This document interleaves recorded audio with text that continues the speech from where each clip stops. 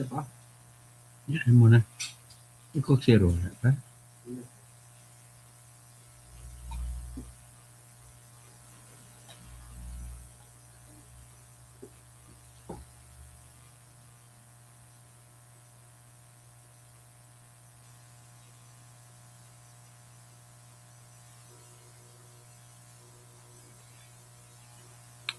Ladies and gentlemen, pag-usapan po natin sa ngayon.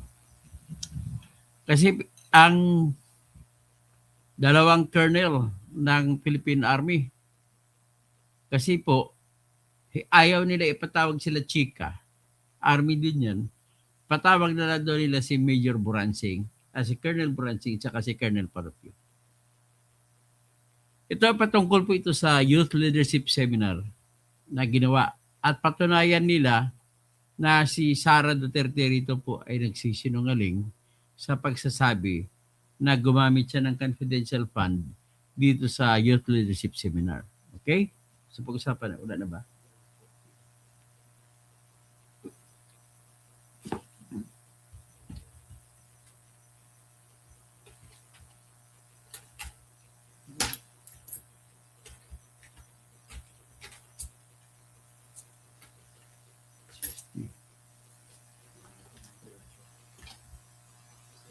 Okay.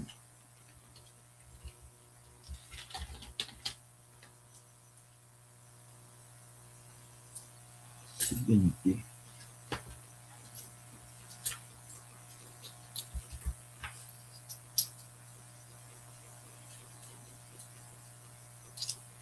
Dito.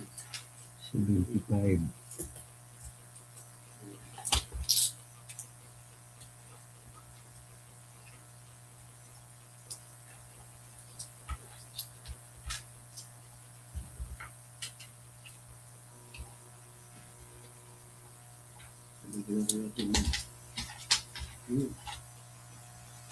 Eighty.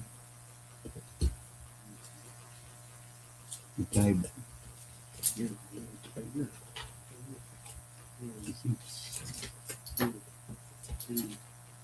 7.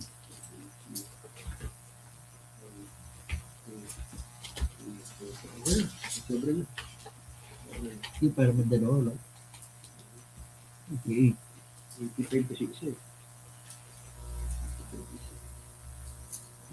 108. Baka doon sa kanya. Ladies and gentlemen, medyo may inasikaso lang ako. Pero ito po ang pag-usapan natin ay gagamitin nila ni Luis Tro na testigo sa next week ay hindi na sila chika. So ang gusto nila ay yung Colonel Buransing sa Colonel Panopio. Yung Colonel Badjao ay dinrap na nila kasi hindi na makikita kung saan na siya ngayon. So si Elpidio de Ocampo, magandang gabi. Pwede ang ibang testigo maliban kay Colonel Chika dahil siya lang authorized sa kanila. Depende sa kanila sa pinapalabas nila. At saka si Green, Dr. Cousin, sana ikaw ang kukunin ni BP Sara na bagong akong kukunin ni spokesman, I can serve it well. Sigurado ako. Kasi nag-resign na si Attorney Puwa. I am publicly announcing na available ako to serve as the spokesman of the defense team of Sara Duterte in her impeachment.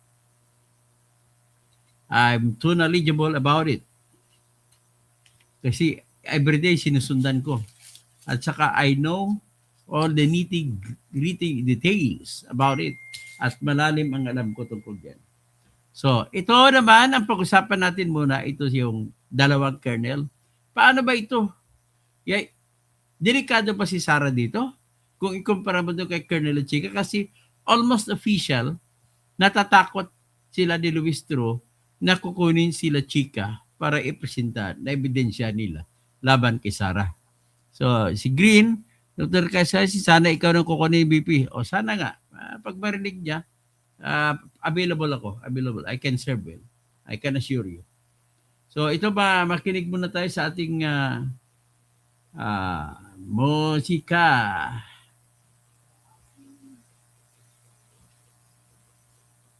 Ano lang ka dinagdagan mo?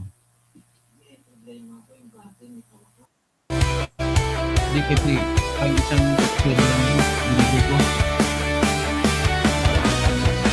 Hey! Pilipinas, kilala ang tindi. Hindi kayang bayaran ni man ang kanyang prinsipyo. Kapag may inaapi, siya ang nariyan. Kapag may bayaran, siya ang hadlang. Hindi siya tiklop sa pananakot ng iilan. Hindi siya alila ng sino mang mayaman. Kung ang kapangyarihan nila ay inaabuso, hinahawi niya yan mano-mano. Kapag ang taong bayan ang nasasakal, siya ang unang sumusugot, tumatagal. Hindi pera ang sukatan ng halaga, kundi kung sino ang lumalaban para sa masa. Toto kasing tirador, toto kasing tirador, kakapin ang naaapi, kalaban ng sakim na mandarambon. Toto kasing tirador, toto kasing tirador, hindi kayang bilhin ang puso niyang matibay.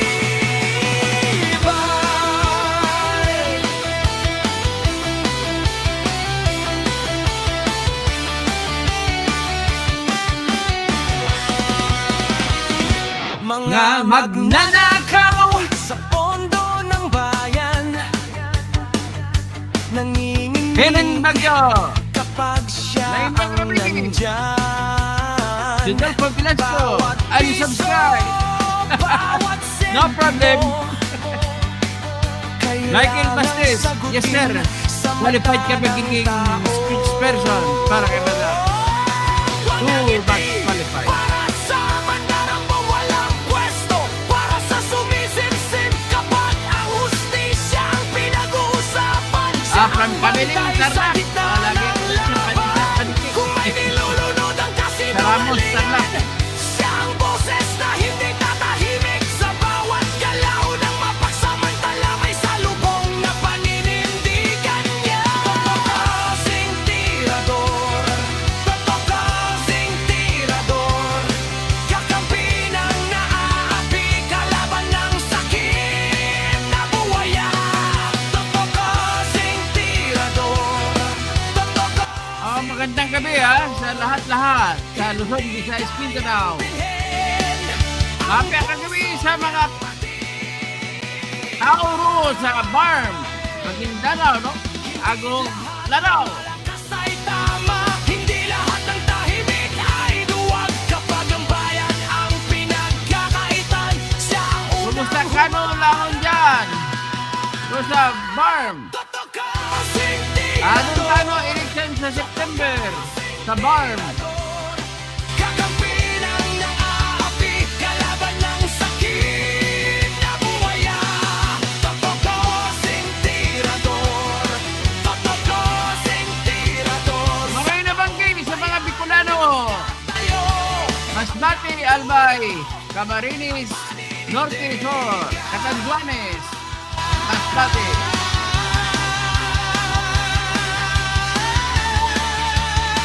Sa Calapan, Mindoro, Oriental, Mindoro Occidental, San Jose. Okay.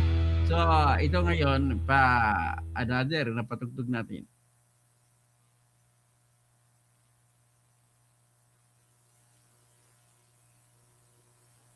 Sara, Sara, wala nang iba. Sara, Sara lang pag-asa. Sara, Sara, siya lang makapakulong. Mga kontraktor ubusin niya. Si BBM Sandro ikulong niya. Si Tamba Zaldi ikulong niya. Tapang at malasakit ibalik para bayan ay manahimik. Durugin ang sindikato sa korte, sa DPUA, sa DS Void, sa PhilHealth. Okay. Aalis na pala si Attorney Wesley Pua na magiging speaker, spokesperson ni Sara Duterte. Kasi nga, binalaan na sila ni Chis Escudero. Mamili sila kung maging spokesperson o maging abogado.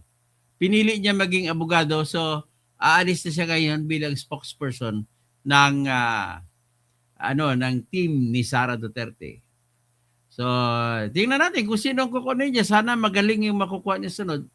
Kasing galing din o mas magaling pa kay Attorney Pua. Okay? So, ito may pag-usapan natin. Grabe ang balitaktakan. Bakit ang tanong, umiikot-ikot ang usapin sa tanong, bakit ayaw ng prosecution na kukunin si Colonel Raymond Dante La Chica na testigo laban kay Sara?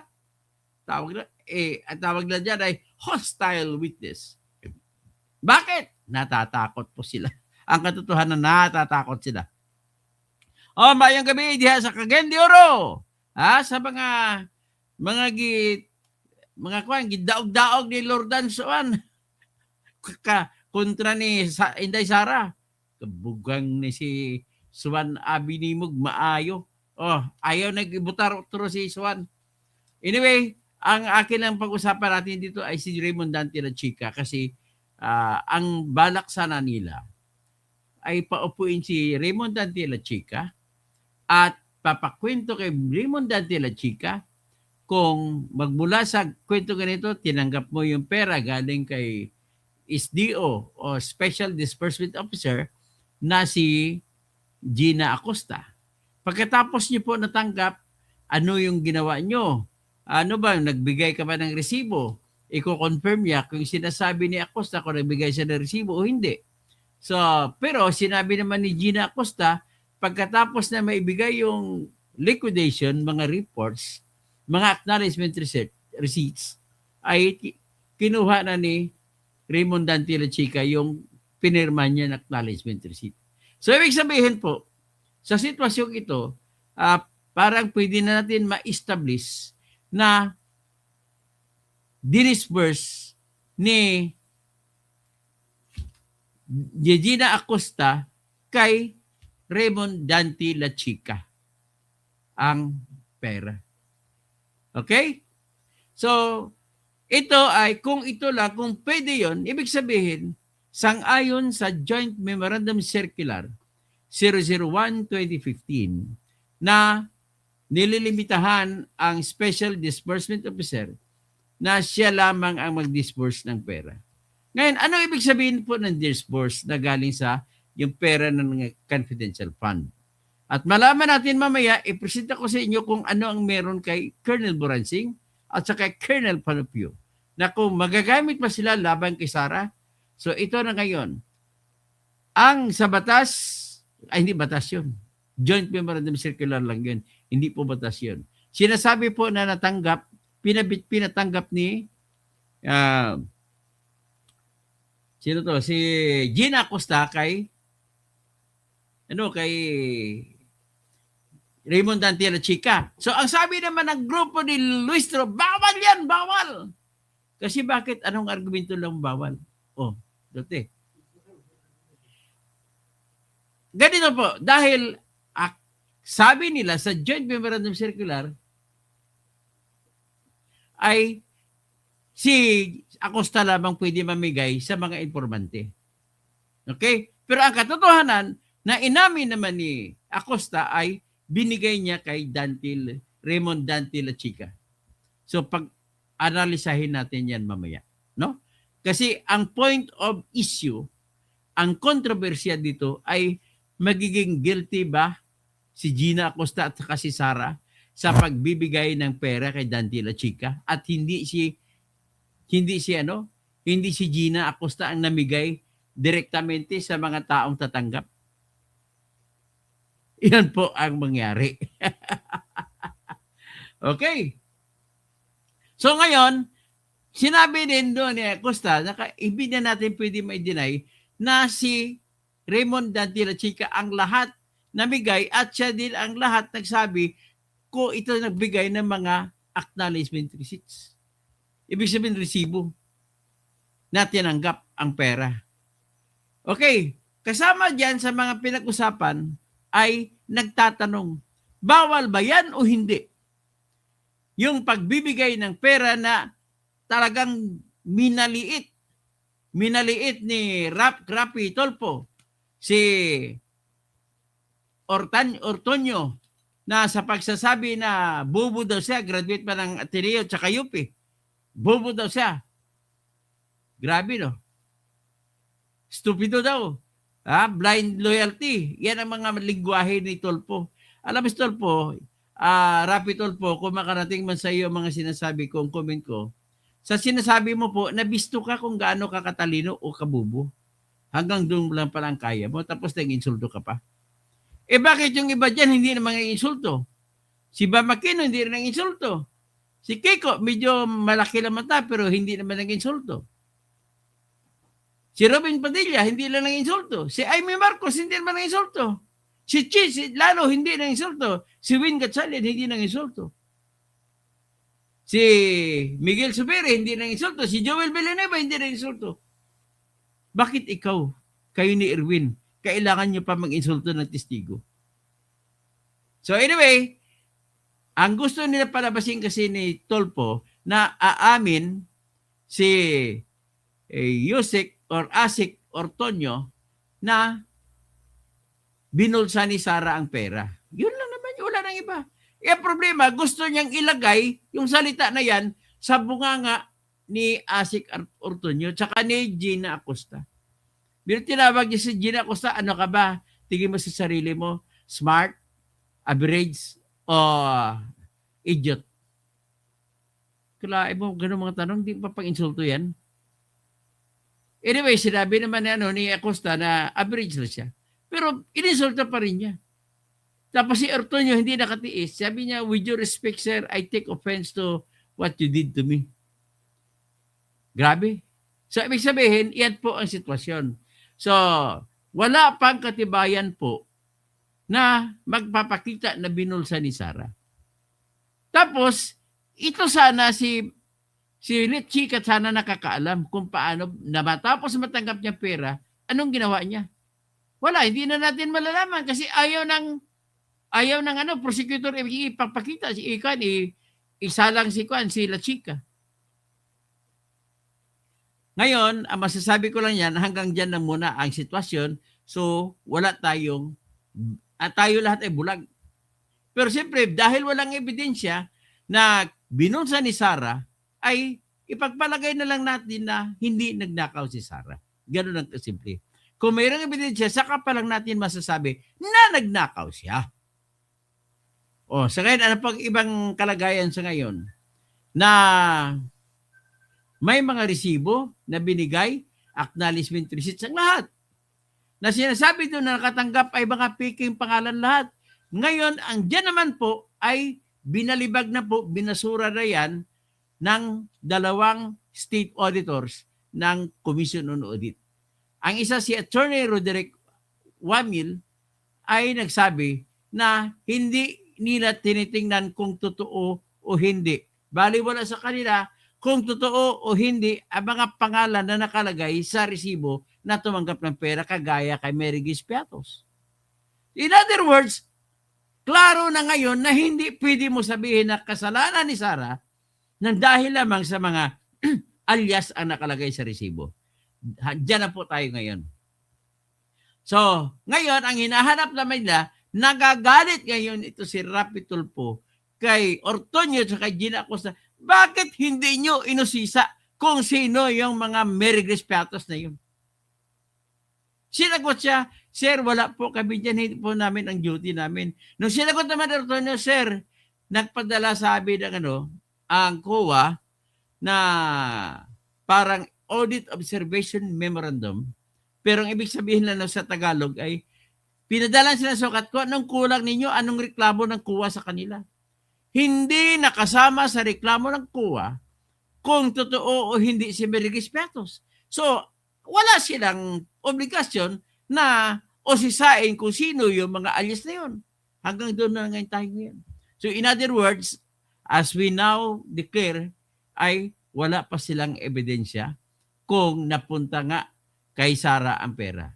Ladies and gentlemen, nais ko lang iklaro sa inyo na huwag kayong maniwala kay Luistro, kay Ridon, kay Jewel Chua, kay Chel Jokro, kay Lila de Lima, at iba pa, kay Bligutan, kay Divina Gracia, at saka sa Lorna Kapunan, nung sinabi nila na dahil na ipresenta na nila na nagkamali na hindi tinanggap ng COA ang liquidation report ni Sara, ay napatunayan na nila ang sinasabi na misuse ng pera ng confidential fund. Ladies and gentlemen, let us be strict. Ano bang ibig sabihin ng misuse? Klaro natin.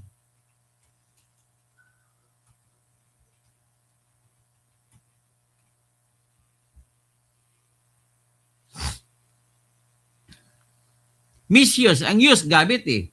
So, hindi na gamit. Ibig sabihin, binulsa. Di ba? O ngayon, ang sabi dito ng COA, ibig sabihin ng AI, formal stamp auditors usually describe the same problem as an irregular, illegal, or unsupported expenditure. That issue an audit observation by mga not cured. What that means in practice, a disallowance is a disallowance. Tinatawag ko yung misuse. So ngayon, ang misuse ay naggamit, patunayan na naggamit sa ibang bagay. Sa pangbulsa, pang-personal. Ganun na ho yan. Ngayon, kung ang nakita lamang ninyo ay ang report ng COA na hindi nila tinanggap ang paliwanag ng Office of the Vice President, hindi po yan misuse. Maaring meron, pero wala pa tayong napapatunayan. Ang punto ko po dito ay, with that alone, kung iyan lang ang ebidensya, hindi pa natin pwede sabihin na ninakaw ni Sara ang pera. Sana mayroon pa silang ebidensya para magkaalaman-alaman. But until now, sad to say, hindi nila ipapatawag si La Chica. Pero may pag-asa tayo dahil daw nag-anunsyo ang spokesman ng Senate Impeachment Court na baka ipapatawag nila ni Chis Escudero si La Chica para malalaman ang lahat. Pero by then, mukhang wala ng pag-asa na maipatawag pa si La Chica. Kasi usually, matinding debate yan kung mamimilit ang impeachment court. Ayaw ng prosecution. Ayaw rin. Kung halimbawa, ayaw. Pero sa gana nila ni Sara, ay gusto na ipatawag. Okay, so trabaho mo na si Bastes para makabayad sa bills. Sige. So ngayon, yan ang problema natin. Ayaw na patawag. So ngayon, ano ngayon ang makukuha natin sa kapalit na testigo na nilista nila ni Luistro? Sino ang kapalit? Si Colonel Buransing at saka Colonel Panopio. Ngayon, malalaman natin yan sa pamamagitan na makinig tayo sa hearing ng House Committee on Good Government kung saan ang ini-interview or iniimbestigahan ay si Panopio at si Buransing. So ito po, makinig tayo po.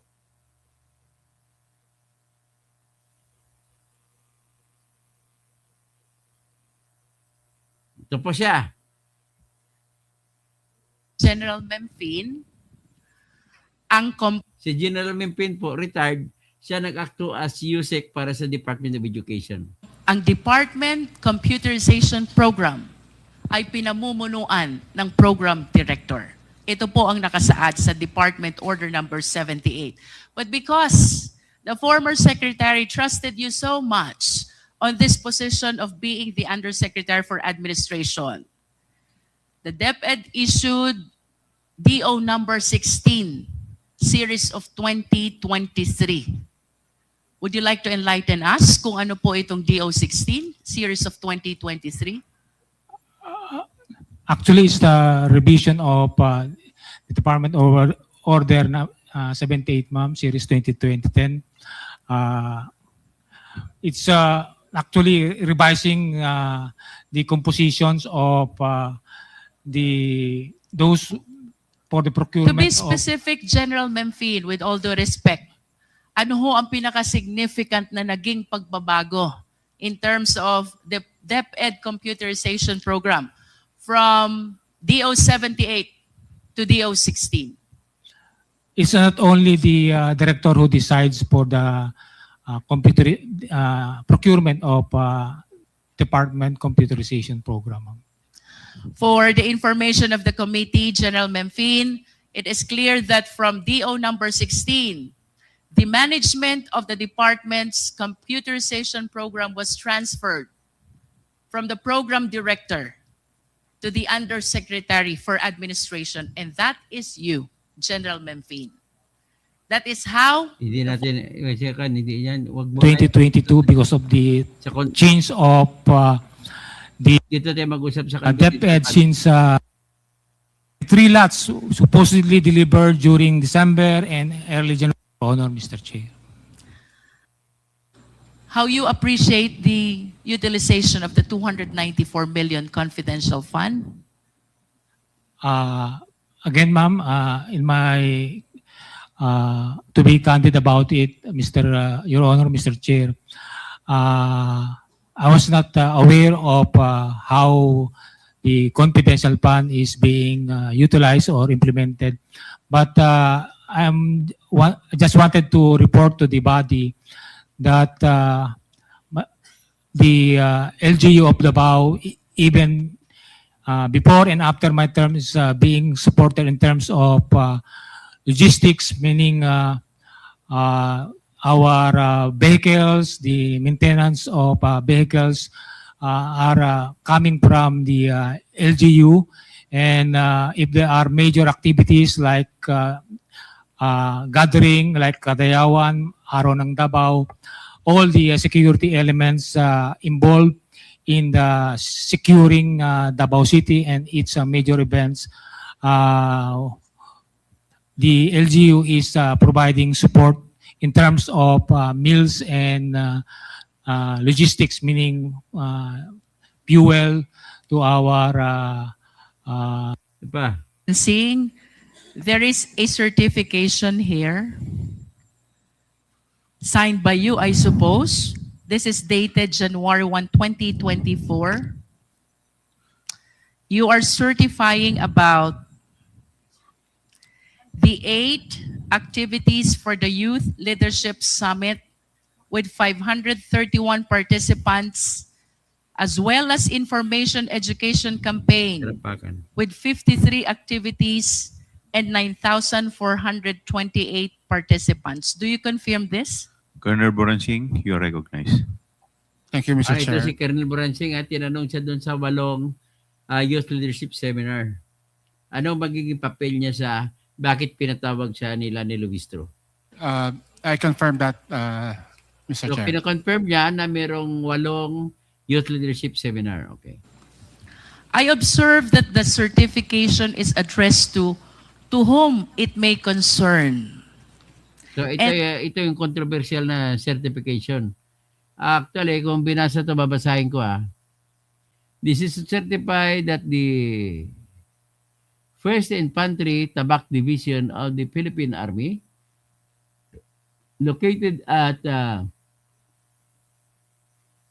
Kuta Major El Sangan, Barangay Upper Bulacan, Labangan, Zamboanga del Sur, successfully collaborated with the Department of Education, National Intelligence Coordinating Agency, Philippine National Police, and Office of the Presidential Advisor on Peace, Reconciliation, and Unity to conduct 8 activities for the Youth Leadership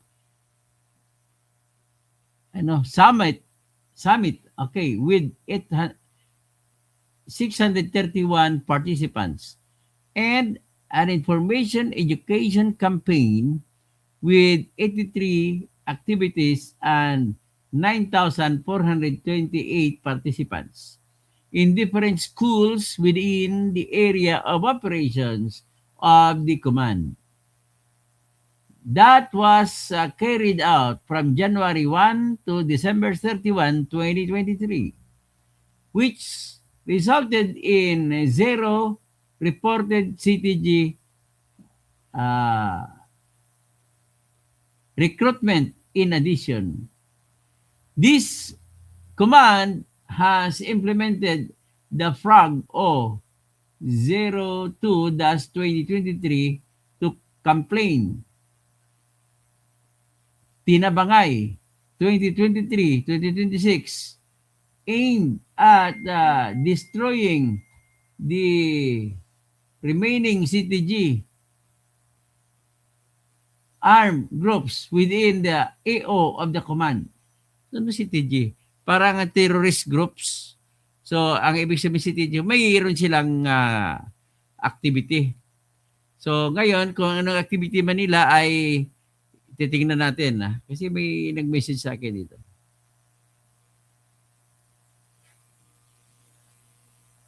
Saan niya? Ano na, balita, attorney, nakilalimutan mo na kami. Sino to?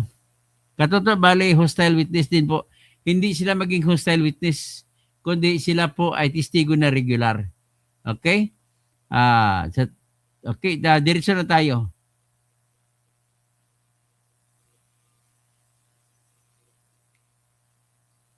Dali lang meron akong message na basahin.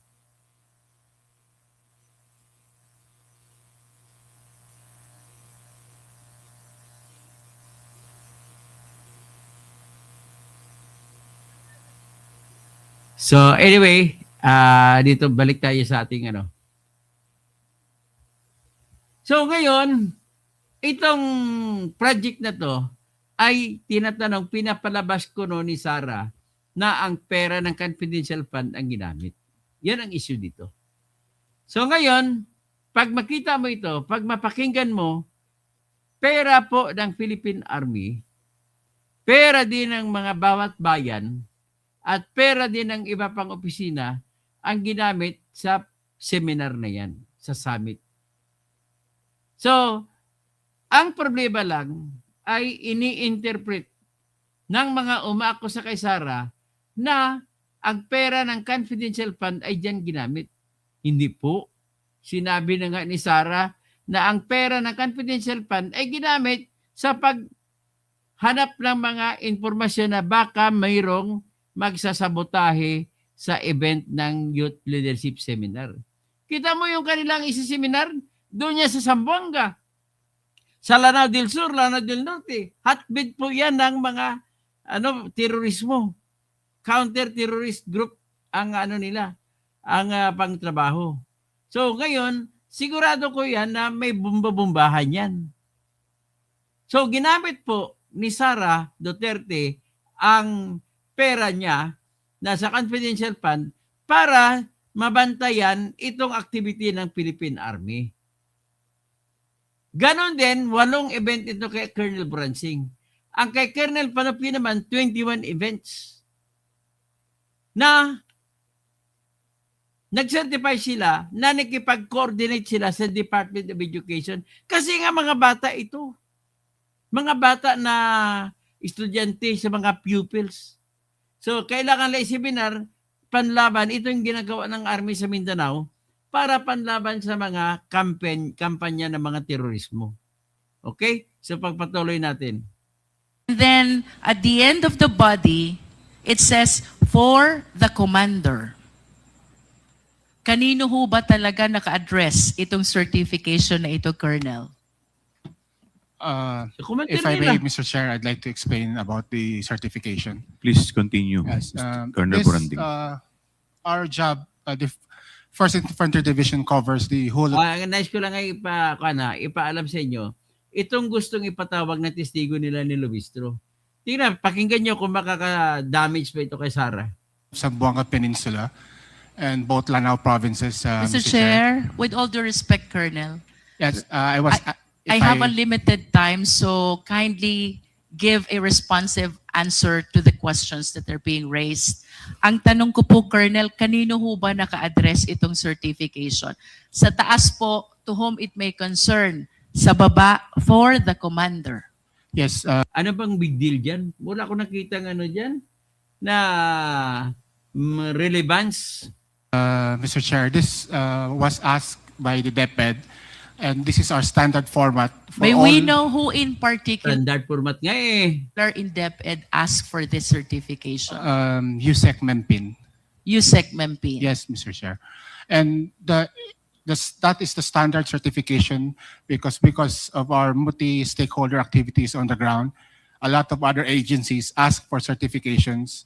Like for instance, during the Youth Leadership Summits, we get a lot of lecturers from other agencies and they ask certifications. So this is our standard certifications we issued to all agencies who ask for it. So- Colonel, you mentioned about the Youth Leadership Summit. Baba sa, Yes, Can you Madam please President. name some sa taas pa. of your resource speakers Yeah. during this time? Nice. Yes, Mr. Chair. First of all, we have on criminality, we have resource persons from the Philippine National Police. Can you please name names? Yes, we usually have the chief of police of the municipality. Please be specific, Colonel. Okay, ma'am. So the ones that conducted the Youth Leadership Summit, ma'am, are line units, infantry battalions under us. So we Kindly have, give names, please. yes, the chief of police. For example, Mr. Anong Chair, importante dyan? Ano?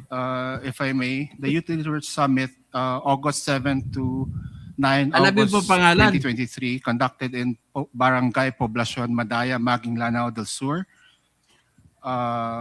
Mr. Chair, there are 8 Youth Leadership Summit. So at the very least, I'm expecting 8 names who were the resource speakers during that time. Yes, ma'am. If I may continue to read it, ma'am, it's in the report. Kindly limit the answer, Please Colonel. continue, Ano talaga Colonel. siya, Jinky? So we Boransing. have Pinatapos mo na lang sana. the municipal mayor of Masio, Lanao del Sur. We have also Do you have the date also? Can you please cite the date also? Dapat masabit na lang yun.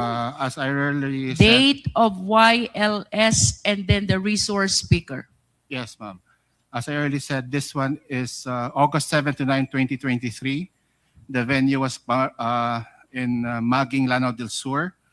So we have Staff Sergeant Bacquiao, Lieutenant Colonel Miondas. We have Private De La Rosa, Lieutenant Colonel So how Siak. many resource speakers do you have for every Youth Leadership Summit? It depends on the commanders. For instance, in local terrorist groups, where in Lanao, it can range anywhere from 5 to 10. Is that the first, the one dated August? That's your first YSL? YLS. YLS. For 2023, the first one was in May. It was in Zamboanga del Sur province. 2023, the first one was May. Yes. And then? Then we have the second one is 16 June 2023. This was in Lanao del Sur, the municipality of Bubong. And then the third? We have July 26 for the 44th Infantry Battalion in Cabasalan, Zamboanga, Sibugay Province, Mr. Chair. Then we fifth? have July 29 in the Digkilaan National High School, Iligan City. Sixth? Then on September 29, we have in Barangay Pugan, Concepcion, Misamis Occidental. Then December 12, we had in Barangay D1, Dipolog City, Zamboanga del Norte. And as I earlier mentioned, another one in Zamboanga del Sur, this time in Dumingag municipality, ma'am. So those are 8 that were conducted in the various areas. Mr. Chair, with the manifestation of Colonel Boransing, I respectfully move that we issue subpoena duces tecum to the head of the schools, are they schools? No, ma'am. Not all of them are schools. One is Digkalaan. So what are they if they are not schools? Like for instance, the first one last May was conducted in a barangay, in a sitio, ma'am. So we Mr. just Chair, I am moving for the issuance of subpoena duces tecum either to head of the school or barangay, which became the recipient of the Youth Leadership Summit Yes, ma'am. conducted by Colonel Buransing. Yes, ma'am. Now let's go to... There's a motion by Honorable So kung gano'n ang testimonya ni Buransing, makakadamage ba kay Sara yun? Yan tanong ko. Alamin pa natin, Jericho. Congressman Luistro to issue a subpoena duces tecum to the head of school or barangay Second, Mr. Chair. subject to the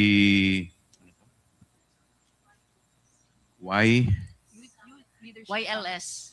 Youth Leadership Summit Alam mo si Colonel Manaros Buransing, maranaw ito na Army official. conducted by Colonel Boransing. Is there any Second, Mr. Chair.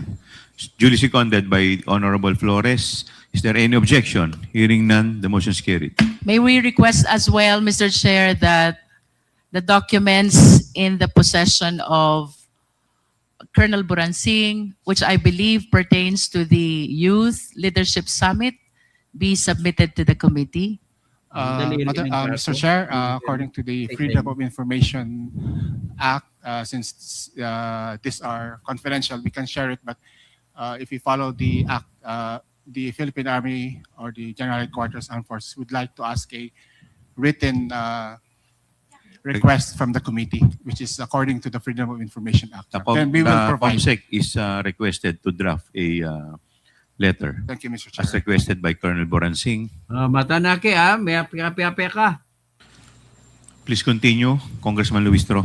Mr. Chair, I wish to direct the next question to Lieutenant Sangdaan. Sino na naman ito? Patawag na ba dito?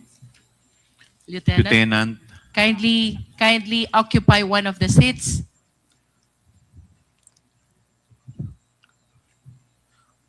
have you taken your oath, Lieutenant? For the committee to Yes, si write a Lieutenant. letter. Yun po ba yung gusto ninyo? Yes, ma'am. Yes, Okay. sir. Yes, sir. Yes, The Mr. Chair. COMSEC is requested to please, is directed to please write a letter requesting for the documents as requested by Congresswoman Luistro. Please continue, Congresswoman Luistro. But at least, Lieutenant Colonel Sangdaan, can you name some of those 22 activities? 22 activities Yung ba? naaalala nyo lang po, because this is quite a lot compared to the one which Colonel Buransing had. He had only 8. You had 22. Ma'am, actually, these YLS were conducted by the line units of the 5th Infantry Division, sir. Ma'am, just like the 501st Brigade, the 5th CMO Battalion, and other infantry battalions in the area, ma'am. As to the specific of which, ma'am, hindi ko na ma-remember, ma'am. You mentioned which infantry division conducted this? 5th Infantry Division. Saan po ba kayo kasama? Sa 5th po ba? 5th Infantry Division, ma'am, as a staff of the 5th Infantry Division, ma'am. As one of the staff of the Yes, 5th yes. Infantry Division. But I suppose that since you were the one who certified, you're supposed to have a personal knowledge of what happened. We base it on our records, ma'am, on our tabulated records. Do you intend to tell us, Lieutenant Colonel, that you were not the one who actually conducted this Youth Leadership Summit? Yes, ma'am. The line units, ma'am, were the one who conducted those activities. If it is not you, then who? Line units nga. The Opo. different battalions, ma'am. For example, ma'am, the 77th IB, the 5th CMO Battalion, the Bakit po kayo ang nag-issue ng certification? Sa record We kaya have the nakabase. tabulated data, ma'am. Yes, I understand. But for one to be able to issue a certification, dapat alam nyo. Hindi, ganun. Dapat ganun may kasimple knowledge yan. kayo. Yes, ma'am. Hindi We As have, ganun kasimple yan na Jinky, hindi ka sundalo. Buba sa'yo. Iba yung laro ng opisina ng sibilyan, iba yung sundalo. Matter of fact, this is an inquiry in aid of legislation. You were sworn in before we started the hearing, and this will Ay, elevate the Masyado status ka pang of lecture. Ano pa? Ano pa only tanong mean iba? that you are not aware of the occurrence. If the statement Wala, hindi na From importante. the Simulan Philippine mo na lang. Army, we have after activity reports, fund utilization reports, pictures and documentations. And we have to ensure this because we have a yearly inspection from higher headquarters. So we may not have been there, but we have personal knowledge. Live We are po the siya, program live. managers of this. you mentioned a while ago, Colonel Boransing, Yes. you were using the fund of the Philippine Army. You confirm that? Yes, Mr. Are you Chair. So, sure? isa yan sa testimonya ko kunin kay Boransing ay ipanindigan niya na yung perang ginamit para sa kanilang Youth Leadership Summits, 8 summit yan sa kanya, yung iba 22, ay gamit po yung pera ng Philippine Army at pera din ng mga bayan kung mayroon silang mga estudyante na pinapaten. Yes, Mr. Chair. For the 8 YLS Yes, that Mr. were Chair. conducted, you used the fund of the Philippine Army. For our participants, we used the Philippine Army. For the students, they use the local government unit funds, Mr. Chair. Okay, that is clear. Mr. Chair, I just wish to manifest the statement of Colonel Boransing that during the Youth Leadership Summit, for the military, they are using their military fund, and for the children or the youth, they are using the LGU fund. Mr. Chair, if I may, Please continue. they use some use the provincial local government funds, and the municipalities. Some delegates also are using the municipal LGU funds. And for the participants from the other stakeholders, from DepEd, from BIDEA, from the police, of course, they use their own funds. So it's really a multi-stakeholder. In other youth words, fund. Mr. Chair, a lot of offices and agencies are using their respective funds for intelligence in conducting the Youth Leadership Summit. This is your statement, Colonel Boransing. I didn't say Misleading ka talaga, Jinky. I didn't sila nga, oh. intelligence funds, ma'am. What I Wala said was, sabi intelligence fund. Kabuhan sa'yo, kabubo. Maldita ka talaga. Look at it. like for instance, for their billeting for the hotel, they have to pay from their own agency funds. Wala siyang sinabi intelligence fund. Masarap sampalin. For their food, they have to pay po. What is clear, there are different offices Involved. who in this. shoulder their respective expenses Yes, Mr. for the Chair. purpose of Youth Leadership Summit. Yes, Tama? Mr. Chair, yes. In other words, it is not only the DepEd Yes, Mr. Chair. who spends its confidential fund. Confidential mo lang siya sinabi confidential fund.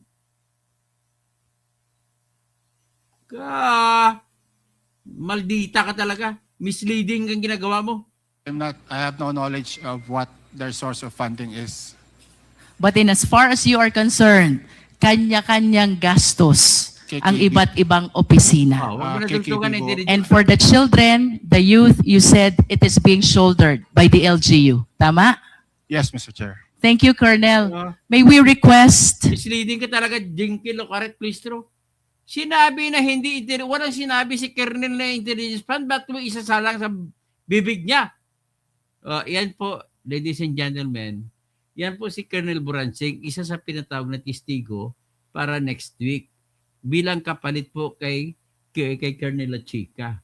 So, napansin nyo si Jinky Luistro, gaga talaga.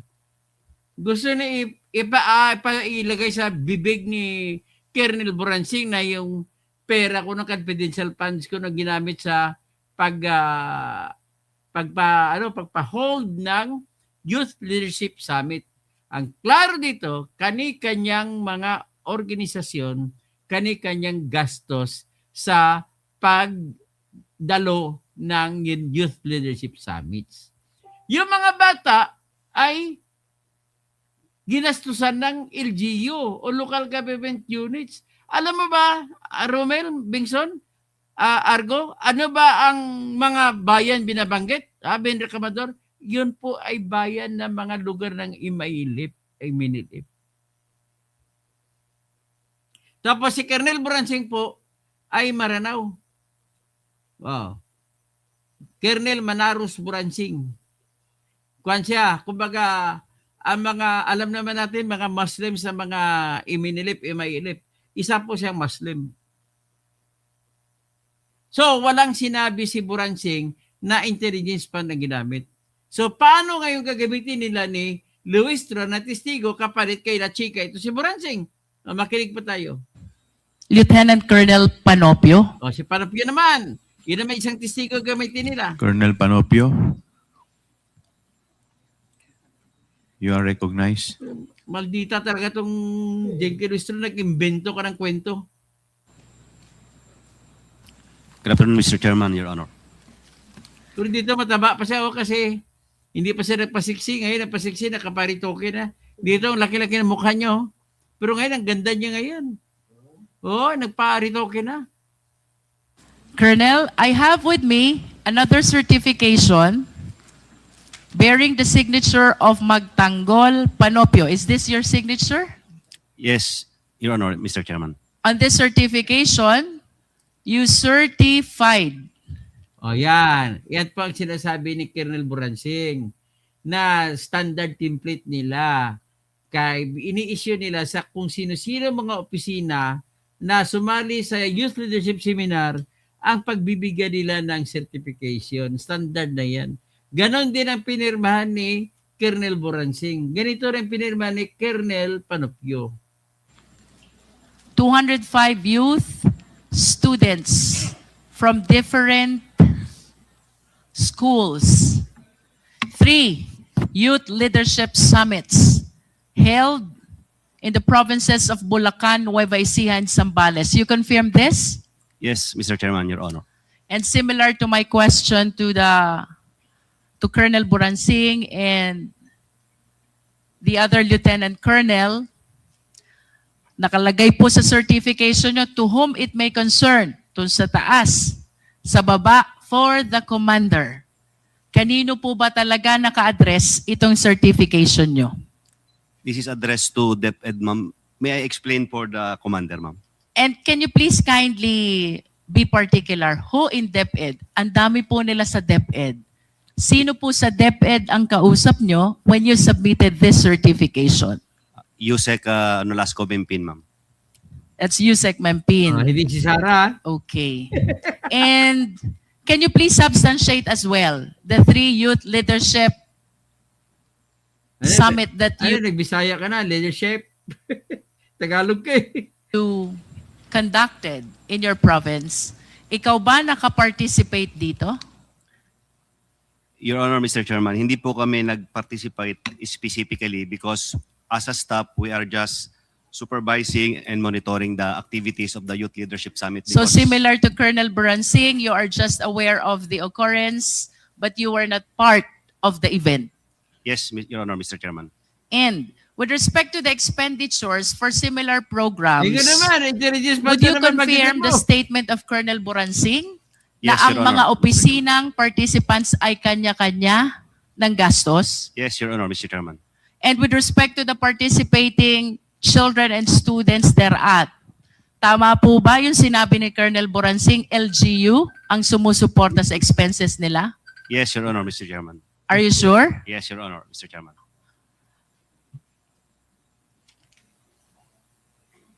Can we recall Lieutenant Colonel Sangdaan? Diyan ka na naman. Yes, ma'am. Lieutenant Colonel, tanungin ko lang po yung pagdating sa expenditure Do you confirm the statement of Colonel Buransing? Kanya-kanya ng gastos lahat ng opisina. Yes, ma'am. Yes, ma'am. And with respect to the children and the youth, it is the LGU The who LG, support the expenses. yes, ma'am, through their POPs plan, ma'am. Thank you. So anong issue mo? Anong issue mo kay Sarah? Mr. Chair, I am done with Lieutenant Colonel Panopio. I wish to proceed to Major Dombric awareness. Ma'am, Your Honor, in partnership with the different schools and local government units, our line units is conducting intensified information awareness drives on security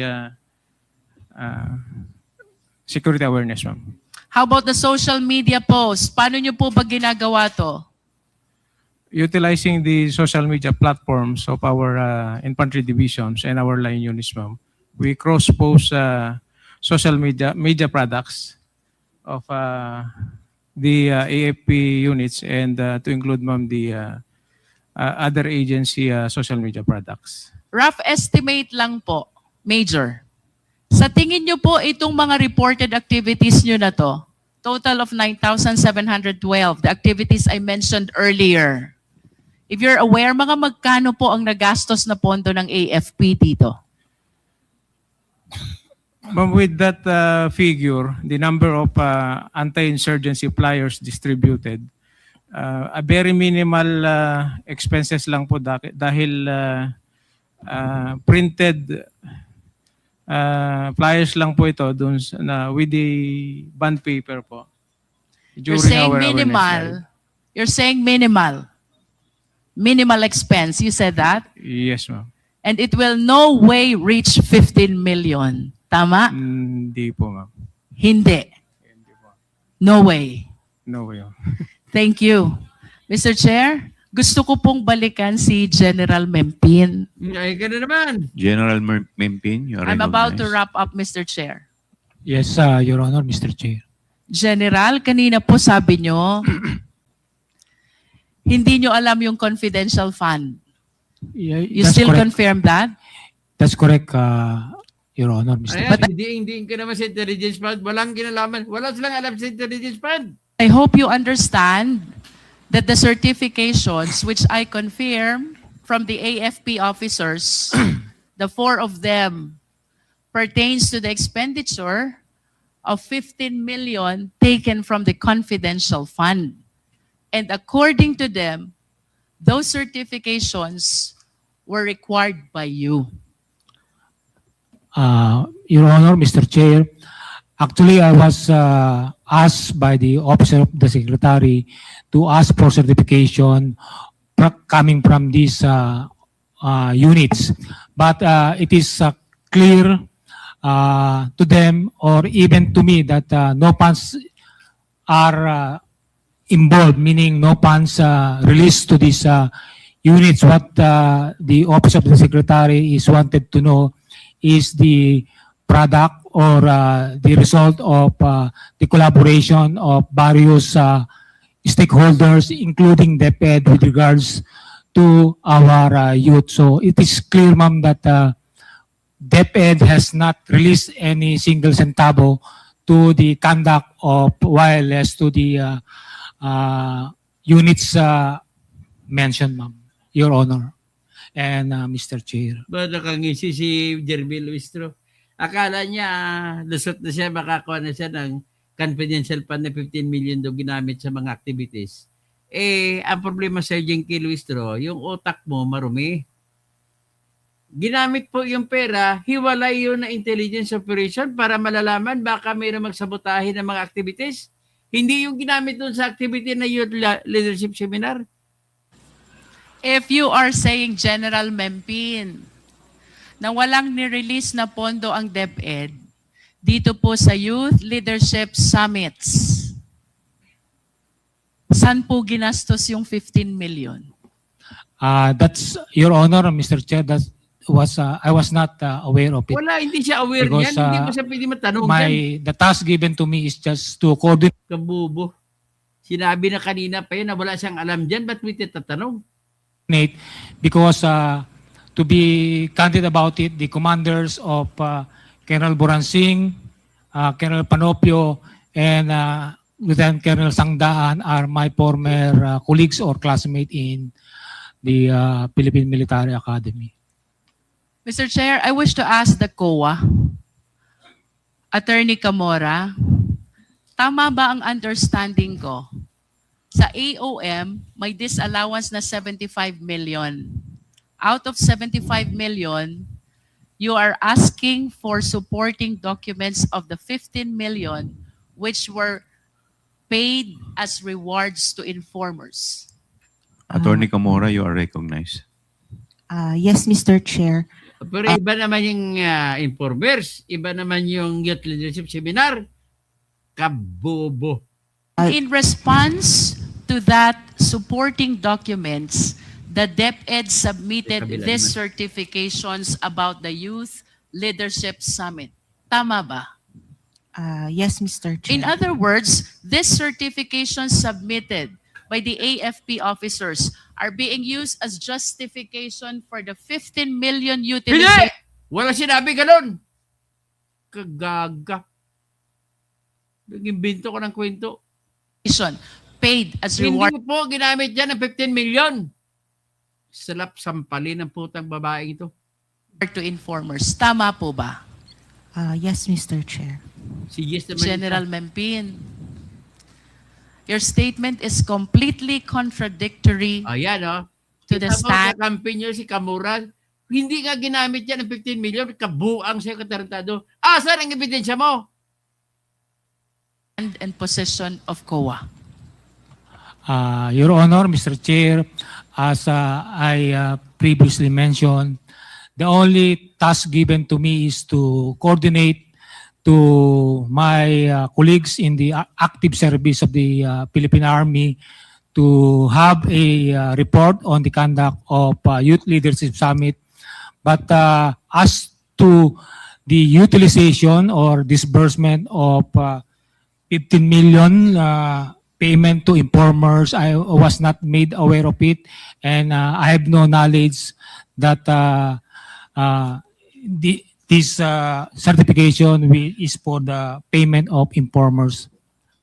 Your Honor and Mr. Chair. General Mempin, I understand we also have Major General Bahaw. You have a letter here, General Bahaw. Si General Bahaw, hindi ilabahagilap kasi hindi na alam kung saan. This is about the 9 Youth Leadership Summits. Kanino nyo po ito in-address? Good morning, ma'am. Good morning, Mr. Chair. May I be recognized? Major General Bahaw, you are recognized. Thank you, Mr. Chair. Ma'am, I addressed the letter to Yusek Nolasco Mempin, po, updating him of the YLS conducted in my division then. And similar to the questions that were propounded to the 3 other AFP officers, kapag ho ba nagwa-YLS kayo, sinong gumagastos? Ma'am, sari-sariling agency po na nagpa-participate dito ang gumagastos. Sa amin po, more on facilitation and security. Kami po ang gumagastos sa sarili naming mga tropa. And with respect to the children and the youth who are the participants, do you confirm what they said already? LGU ang gumagastos? Yes, ma'am. At kanina po sinabi din ni General Mempin, balikan ko si General Mempin, sabi niyo po, General, wala talagang gastos ang DepEd dito? To You be stated clarified, that kanina. because as I was asked if the confidential funds is used for the conduct of wireless, so it's clear that no funds is downloaded or given to the Philippine Army for the use of the conduct of wireless, but if confidential fund is given General, to informers that of is DepEd. tantamount to saying na walang gastos ang DepEd sa inyo. Ang When problema you say- kasi sa'yo, Jeribel, ang utak mo marumi. Ang mapapakita nyo, kaya nga, pag mapapakita na naman dyan, hiwala yung gastos sa Youth Leadership Summit. Ang ginastos 15 million, iba yon yung pangangalap ng informasyon, baka may magsasabotahe. Alam mo dyan, alam mo naman yan saan ba ginaganap ang Youth Leadership Summit. Ang iba sa Zamboanga, iba sa Lanao, iba sa kung saan may mga problema tayo sa mga imailip na area. Sa iba naman may mga NPA area. So, ang problema sa iyo, nag-conclude ka, wala kang basihan, nag-conclude ka na yung mga leadership summit ay ginastusan ng confidential fund. Bobo! Wala kang basihan sa pagsabi niyan. So, ladies that and gentlemen, they did not ito na po yun ang atin ma-expect. Yan na po ma-expect natin kapag ipinatawag na si Buransing tsaka si Panupio. Uulitin na lang kwentong ito. So with that, we are very, very sure na wala silang ibang makukuhang informasyon. Gusto niya palabasin na yung Youth Leadership Summit ay pinapalabas ng opisina ng Vice President na ginagastusan ng confidential fund. Okay? So klaro, napakabubo talaga ng kwento na abogado na congresswoman. Nilalagay niya yung kanyang gusto mangyari, nilalagay niya sa usapin. Wala nang siya ebidensya. Roy Dikina, magandang gabi. Ben Reclamador, nag-conclude ka. Tama po ang conclusion ko, Ben Reclamador. Logical. Ikaw ang hindi logical. Mali po kayo. Pasensya ka na, Ben Reclamador. Maging logical naman tayo sa pag-iisip. Bago tayo magsalita, dapat may ebidensya tayo. Walang ang ebidensya na confidential fund ang ginamit. Paano nasabihin ni Luis Tro? Wala pong ebidensya, walang sinabi na ang mga RB, wala sinabi na ginamit ang confidential fund sa White Youth Leadership. Kung nag-report man ang opisina ni Sara, yan po ang ginagawa naman ni Colonel Lachica, na si Colonel Lachica lamang nakakaalam. Ang report niya, nag-conduct sila ng surveillance operation para walang mangyari na insidente na masama at baka masagasaan o magranadahan pa ang mga bata na nagdumadalo sa tinatawag na Youth Leadership Seminar. Intindies? Kadali sa inyo manluloko ng mga tao na para masira lang ibang tao. Nakaka-irita talaga itong Luis Tro na to. Si for the way it goes Pinoy living. Magandang gabi po. Ben Reclamador, pagandahin mo naman ang utak mo. Bakit yan? Para matalino naman ang inyong analysis. Huwag kayo mag-conclude kung wala kayong ebidensya. Pwede ba natin mag-conclude yun? So ngayon, ito po yung ating hinahanap na informasyon na ini-expect natin na lalabas pag inupo si Colonel Buransing at saka si Colonel Panupio doon sa sunod na linggo bilang kapalit ni Colonel Raymond Dante Lachica. Klarong-klaro na kung ano ang alam ni Lachica ay hindi alam ni Buransing at hindi rin alam ni Panupio. At bakit hindi napitawag si Lachica? Aber, Grisay, kawawa, taong bayan habang nakaupo, mga buhayang, mga pagdanakaw ninyo. Virgie Piquero, masaya ang mga certified NPE at ADIC sa Congress. Tama po kayo. Polluted source si Madriaga, isa rin yung gagong yan. JRJ, Sir Toto, ano po ang nangyari sa PLM? Bakit po ganun ang honorary? Ay, putang nakakahiya. Kayo mga Isko, ikaw ang may utak niyan. Grabe ka. Ikaw magbabayad niyan. Bakit mo binigyan ng honorary degree ng Dr. Blue si BBM? Samuel, hindi ba sila hostile witness? At hindi, lalabas na hindi sila hostile witness eh. Hinihilot lang, hinihilot witness. Romel Bison, basta nasa House of Crooks, puro misleading. Puro misleading ang ginagawa nila. Anchor, Channel TV. Eminelep Integri yata yan si Bransing. Hindi, Premier po siya, Premier. Sinabi na ni General Mempin, classmate niya sa Philippine Military Academy si Bransing. Romeo Fabros. Kasi marami ring Maranao na pumasok sa Philippine Military Academy. Mga matalino kaya mga classmate ko mga Maranao. Romeo Fabros, attorney, bakit ayaw na ata nilang i-present na testigo si Ramil Madriaga? Wala kwenta yun. Madadami sila doon. Argo, correct si host. Ramil na imbag, Ramil, doktor, todo, tirador. Argo, Bendicamador. Mga kwento mo, ayusin mo naman kwento mo, Bendicamador, kaya para may ganahan naman akong bumasa.